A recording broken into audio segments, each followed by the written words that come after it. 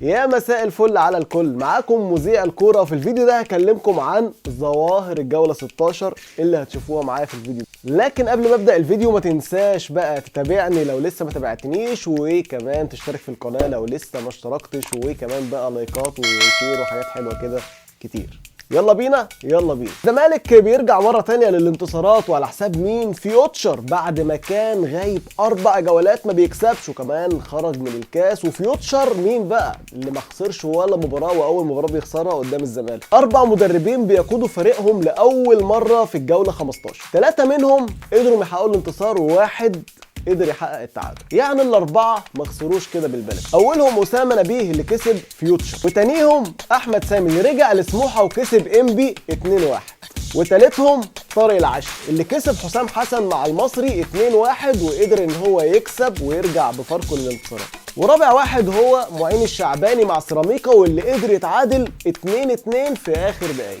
ومن المدربين اللي اتغيروا اللي هم مدير فني اتغير وتم تغييره هو رضا شحاته مع الداخليه. ورجعت ريما لعادتها القديمه، والكابتن علاء عبد العال رجع لكم من تاني. التغييرات شغاله على ودنه، يا ترى الجوله الجايه الدور على مين؟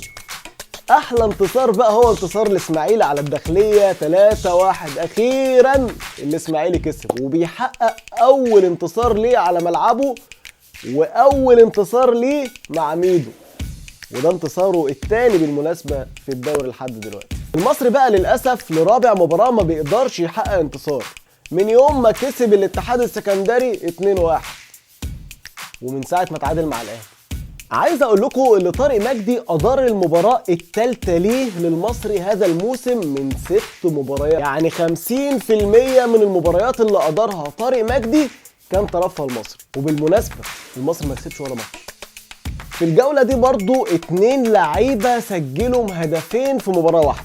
الأول هو الجزائري رزقي حمرون، واللي سجل هدفين في مرمى المصري ووصل برصيده إلى 6 أهداف وتساوى بيهم مع زيزو. الثاني هو التونسي سيف الدين الجزيري مهاجم نادي الزمالك، وبالمناسبة الاثنين سجلوا هدفين الفوز. شوية ظواهر ظهرت لنا في الجولة 15، ولسه معانا حاجات كتير جدا. استنوني فيديوهات تانية كتير جدا، ولكن عايزكم تبعتولي دلوقتي وتقولوا لي يا ترى مين المدرب اللي عليه الدور اللي هو يمشي في الجولة الجاية. ما تنسوش بقى لو الفيديو عجبكم اللي انتوا بقى تتابعوا القناة، وكمان تعملوا شير كتير علشان الفيديو يوصل لناس كتير. مذيع الكورة.